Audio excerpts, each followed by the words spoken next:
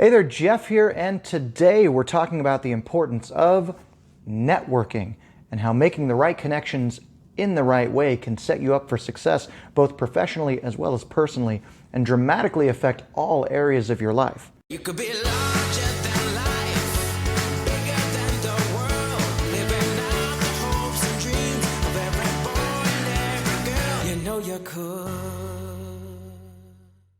What's up, Jeff here, coming to you from Las Vegas, Nevada. Now, you've probably heard the saying, it's all about who you know, and there's a lot of truth to that, but I always like to add that not only is it important who you know, it's equally, if not more important, who knows you, and more specifically, what you're known for. While you definitely want to be familiar with the leaders in your industry, there's far more leverage when you're the one getting recognized. I mean, let's be honest, the more people who know you and what you're all about, the better your chances of becoming a trusted mover and shaker in your field.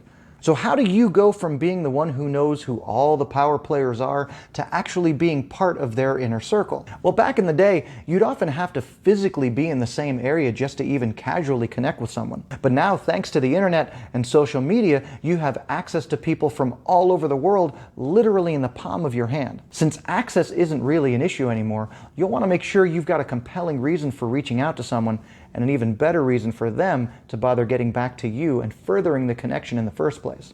Now, obviously, you can always look someone up and reach out to them through Facebook, Instagram, LinkedIn, etc.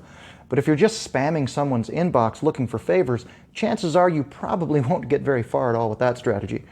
Regardless of whether you're hoping to make a connection with a big name in your field, or if you're just prospecting for new business, the best way to differentiate yourself is by providing as much value as possible right off the bat without expecting or asking anything in return. If you're able to approach them with a solution to a problem you know they're already having, that puts you in a great position because it shows that you're a true admirer of their work who follows them closely and actually took the time to find out what they needed help with. You could then either facilitate an introduction with someone who can help them, or you can offer your own services for free in order to cultivate a deeper relationship that could eventually lead to other, more profitable joint ventures in the future. In addition to networking online, there's still the old tried and true in-person events that happen all around the world for every industry and niche you can think of. You'll still want to approach these situations providing as much value up front as you possibly can. But the real key here is continuing the conversation and following through with your new connections after the event is over. The saying, "the fortune is in the follow-up," has never been more appropriate than it is here.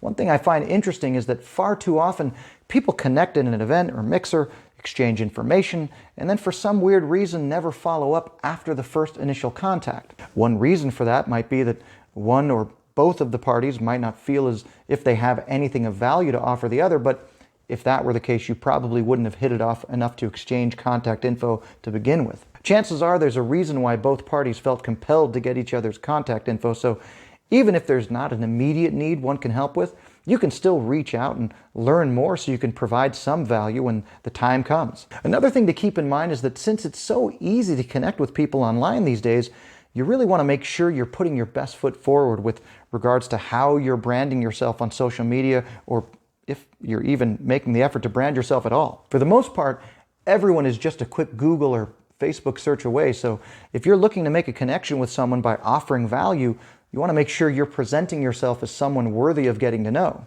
These days, there's an overabundance of people who like to talk a big game, but very few who actually walk the walk. So you need to make sure that you're positioning yourself as someone who can actually deliver on their claims. For example, if you're offering to help blow up my social media and I go to your Instagram page only to see you've got 20 followers and a few pictures of your cat, your lunch, or what your cat ate for lunch, I'll probably pass on taking you up on your offer, regardless of how nice or knowledgeable you may seem. We'll go into more detail later on how you can spruce up your brand and position yourself as the rock star you are, but for now, just remember you want to be as strategic as possible in your networking efforts. You never know who you're going to meet, and it only takes one great connection to move the needle forward in a truly significant and potentially life-changing way. Remember, your network is directly related to your net worth, so treat it like an investment, and if done correctly, and most importantly, authentically, the relationships you make will pay dividends that stretch far into the future. As always, I hope this provided you with some valuable takeaways and that I become part of your circle of influence. Of course, if we can be of service to you at all, feel free to reach out and we'll be happy to help in any way. Talk soon.